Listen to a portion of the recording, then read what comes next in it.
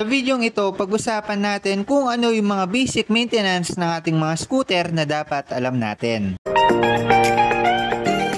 Kasabay na po ng pagkakaroon natin ng ating mga motor or mga sasakyan ay ang obligasyon natin na dapat alam natin yung basic maintenance ng ating mga motor. So yung iba na overwhelmed na or nalilito dahil sa sobrang dami ng maintenance ng scooter is hindi na nila alam kung ano yung uunahin or worst case kung ano yung mga dapat i-maintain sa motor. So kaya naman ngayon ay iisa-isahin natin yung mga basic maintenance ng ating scooter. Kung ano nga ba yung mga dapat i-check, kailan ito dapat i-check para alam natin i-maintain yung ating mga motor. Unahin na po natin yung pinaka-common which is yung change oil. So sa lahat naman ng mga motor ng makina is ginagawa ito. Change oil para mapanatili natin maganda yung performance ng ating mga motor. So sa ating scooter, nagpapalit tayo every 1,500 to 2,000 odo. Depende pa yan sa oil na ginagamit natin. So kung gumagamit tayo ng synthetic, mas matagal po yung buhay niyan.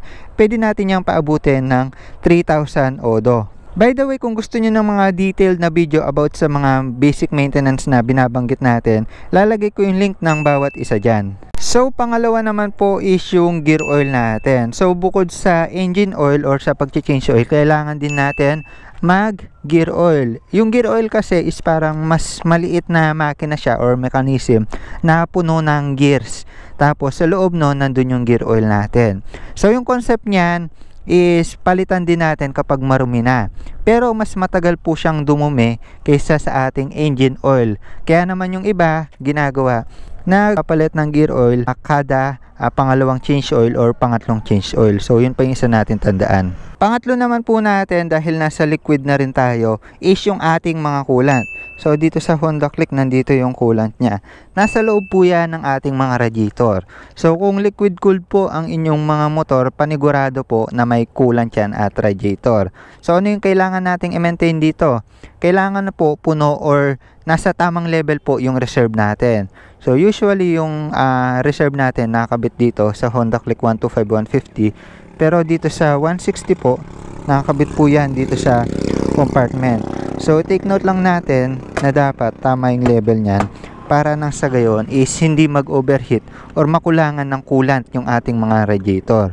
Usually siguro mga 3 months, 4 months bago mabawasan yan. Pero hindi naman siya katulad ng gasolina na nababawasan araw-araw. So yun, bili lang kayo ng container ng coolant tapos yun po yung idadagdag nyo dito sa reserve kung sakali mang nabawasan. Kasi yun po yung maglalagay or magsusupply dito sa ating mga radiator. Pang-apat po natin ay yung ating mga air filter. So ito po yung nagsisilbing baga ng ating mga motor. So basically ang ginagawa nito, pinipilter yung maruming hangin para yung pumasok sa ating throttle body, sa manifold natin, sa ating combustion chamber is malinis na hangin. So basically check lang po natin or ipagpag natin every month para hindi po maipon yung alikabok. At kung umabot na po yan ng 6K odo to 10K odo, yun na po yung time na magpalit tayo. Pero depende po yan sa sitwasyon at saka sa alsadang tinatahak nyo. So check nyo na lang kung marumi na yan, palitin na. Pero kung goods pa, okay pa po yan. So yun, air filter. Panglima po natin is yung ating fuel filter. So kung meron tayong filter sa hangin, meron din tayong filter sa gasolina. So yung fuel filter is basically filter po siya sa gas, at dahil para siya sa gas, nakakabit mismo siya sa loob ng ating tangke.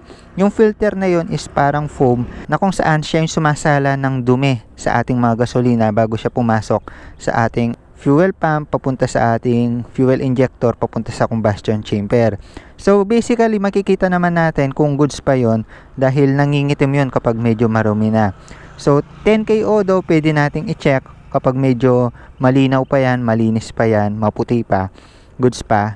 Hintayin natin mag 15K odo, palit na tayo. So yun, basically check lang natin kung goods pa, malinis pa. Kung hindi na, palitan na natin. So ganun lang yon, fuel filter. So pang-anim po natin is yung ating CVT maintenance. So sa mga scooter, normal na po na mini-maintenance to. So every 6K or mas mababa doon or 5K to 10K ganon, is palinis po natin yan. Marami po tayong kailangang i-check dito sa ating CVT. Pero basically kung bago pa yung ating mga motor, unang 5K or 6K is linis muna. Then sa mga susunod na bukas natin ito is i-check na po natin kung may tama na po yung mga parts. Yung bola natin kung medyo sapad na yan, may kanto na, palitan na po natin. Yung slider piece kung maluwag na, palitan po natin. Kung medyo may dragging na po yung clutch lining, check natin kung tama pa po yung kapal. Tapos yung belt naman po, yung sagad po na limit niya na pwede na po siyang palitan is 20K odo, advisable po yon. Pero mas okay na sa 15K, tignan po natin kung may punit na po siya or kung lapak na. Pag ganun po kasi hindi na po siya pwede.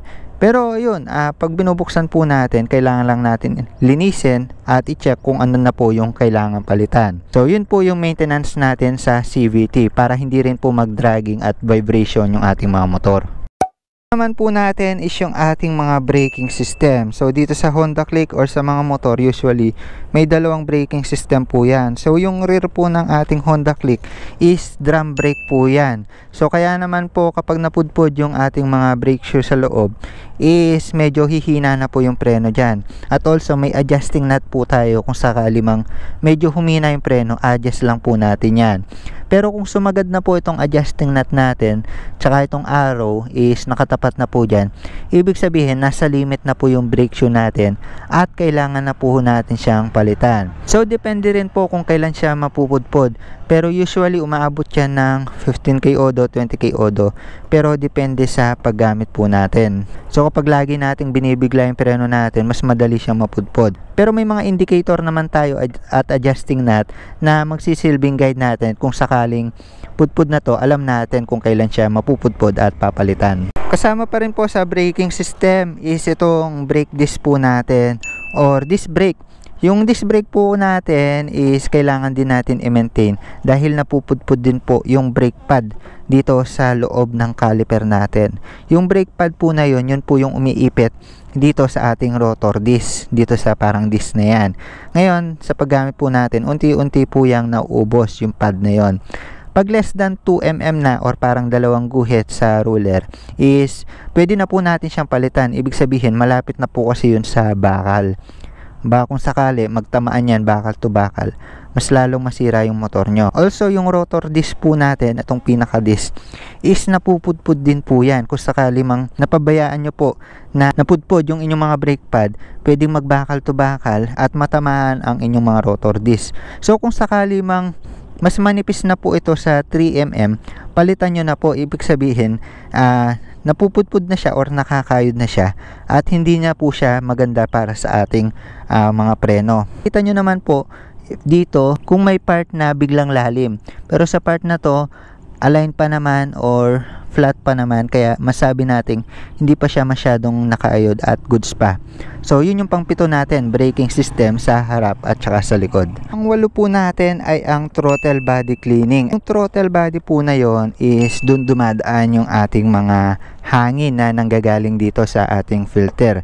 Ngayon, kung hindi natin masyadong nalilinis yung ating mga air filter na pabayaan nating marumi, dediretso po yan sa ating mga throttle body. Ngayon, kapag napuno po ng dumi yung ating mga throttle body dito sa loob, ay mag-start na po yung haguk-hok or medyo namamatay-matay po yung ating mga motor at hindi natin ma-start. So ngayon, ang kailangan po natin dyan is linisin po natin kasama yung manifold. So kasama na din po sa paglilinis ng ating mga throttle body yung ating air screw at i-adjust po natin yung ECU at TPS natin para goods ulit yung menor tsaka yung dar ng ating mga motor. So yun yung pangawalo, throttle body cleaning. Kung bago po yung inyong mga motor, siguro 15K odo goods na yon, tapos every 10K palinis nyo para goods yung performance ng inyong mga motor. Pang-siyam naman po natin ay yung ating mga spark plug.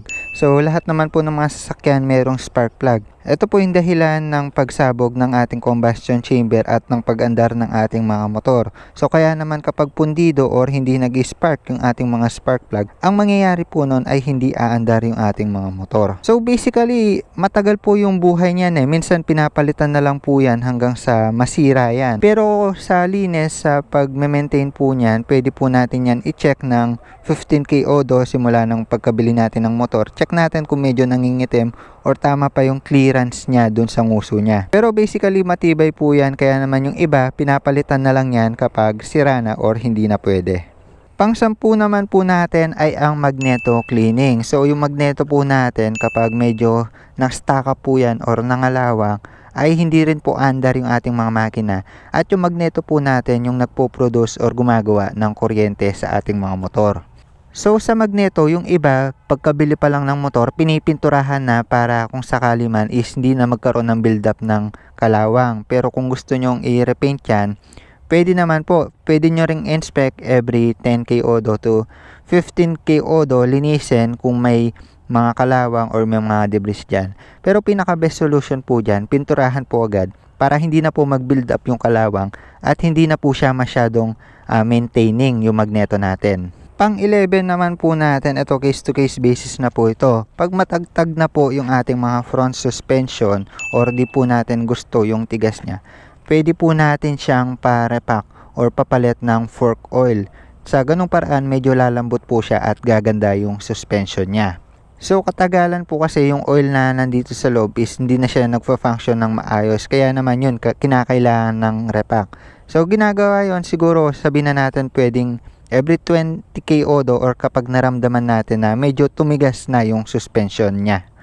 Pang 12 naman po natin is yung ating rear suspension. So dito sa rear natin is monoshock siya or unit swing siya. So dito, ang solusyon po dito is palit na lang po ng ibang shock, ibang type ng shock kung matagtag itong part na to. Dahil hindi po natin natitimpla yung stock na shock ng ating mga motor. So marami naman po nabibili sa online na may magandang reviews, kaya kung sakali, pwede naman kayo magpalit kung nararamdaman yung medyo matagtag or matigas yung inyong mga shock sa likod.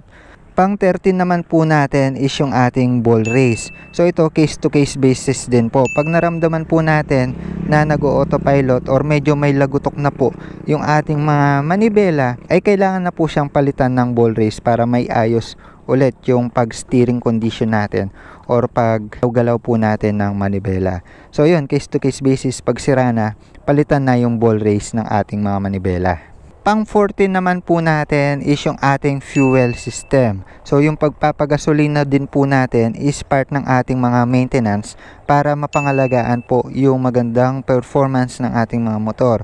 So kapag po kasi medyo marumi or hindi branded po yung nilalagay natin or medyo mababa po yung octane na nilalagay po natin sa ating tangke or yung ipinapagasolina, ay nagkakaroon po ng mas maraming carbon deposit sa ating combustion chamber, sa ating manifold, sa ating throttle body, dahilan para humina po yung performance ng ating mga motor. Kaya naman po mas okay na ipaggasolina po natin yung akmang octane or medyo mataas na octane, pero wag po tayong lalagpas sa recommended na octane para kahit papano is hindi masyadong marami yung mga carbon deposit na ma-build up dito sa ating mga makina. Also, yung iba po is gumagamit po ng mga carbon cleaner na fuel additives. Hinahalo po siya sa gasolina para dumaloy po siya sa ating mga fuel system at linisin po niya yung mga carbon deposit sa ating mga motor. So, okay din po na gumamit nun at recommended po yon kada 3K odo. Ihalo po siya sa gasolina natin. Pang 15 naman po natin ay yung pagpapatune up or yung pagpapalit ng tensioner natin. So may mga time po kasi na may lagutok na po tayong nararamdaman or naririnig sa ating mga makina dahil kulang na po or hindi na po tama yung sukat or yung clearance ng ating mga barbula or yung ating mga valve clearance. At kung minsan naman kapag defective na po yung ating mga tensioner sa ating makina, ay may lagutok po talaga tayong maririnig dito sa makina. Kaya naman po kung sakaling may narinig na po tayo na lagitek or parang lagutok, is pacheck po natin kung tune up or kung tensioner po yung kailangang ayusin dito. Pang 16 naman po ay yung ating mga gulong. Syempre ito po yung may contact or laging nakadikit sa kalsada. Kaya naman mas okay na na-maintain natin or nasa tamang kondisyon palagi ito. So yung basic info na kailangan nating alam sa ating gulong is yung kanyang tread wear indicator. Yan po yung nakalubog na part ng ating mga gulong. Hindi po siya yung totally nakalubog, parang nasa gitna po siya ng malalim at ng pinakataas na part ng gulong natin. Kumbaga nasa pagitan po yan ng grooves. So ito pong tread wear indicator yung nag-i-indicate na yan po yung limit ng ating mga gulong at kailangan na po nating siyang palitan o sakali mang umabot na po dyan yung nipes ng ating mga gulong.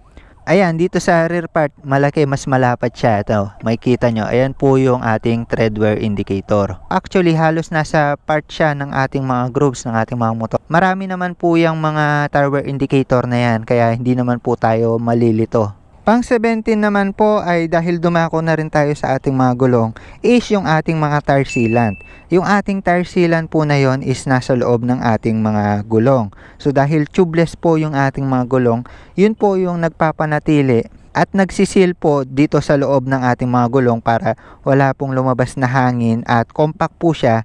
At hindi po basta-basta mapaplat or sisingaw yung ating mga gulong. So basically parang liquid lang yon at nilalagay sa loob ng pito natin para pumasok po siya sa loob ng gulong natin na yan. Actually matagal naman po yung buhay niyan, pero kung gusto niya siyang ma-maintain at ma-assure na may sealant po yung inyong mga gulong, ay pwede po natin siyang palitan kada kalahating taon or 6 months. Pang 18 naman po natin at pinakahuli sa listahan ng ating mga maintenance. Ito baka hindi po natin alam na maintenance po siya sa ating mga motor. Ito po yung pagmo-motor wash ng ating mga motor. So isa rin po kasi sa nakakasira yung ating mga motor is yung maputik na parts, malikabok na parts. Kaya naman kinakailangan din po nating linisin, i-motor wash at paliguan yung ating mga sasakyan. So okay din po na naglalagay or pinapahiran po natin ito ng wax para may protection po siya sa init or sa ulan man or sa kahit anong panahon, para kahit papano ay hindi madaling kumupas at laging mukhang bago po yung ating mga sasakyan. So actually marami pa pong mga pwedeng maging sira, pwedeng maging ayusin sa ating mga motor, pero yung mga binanggit po natin, yan po yung mga pinaka basic na kailangan alam po natin na maintenance sa ating mga motor. Dapat alam po natin yung mga yan para kung sakali man is pwede nating i-DIY. Alam po natin kung kailan siya dadalhin sa mekaniko. Alam po yung aayusin, i-repair. Nang sa gayon ay wala po tayong magiging problema sa ating mga kalsada. So ayun lang muna para sa video na ito. The more you click, the more you know. Usapang basic maintenance ng ating scooter. Bye bye!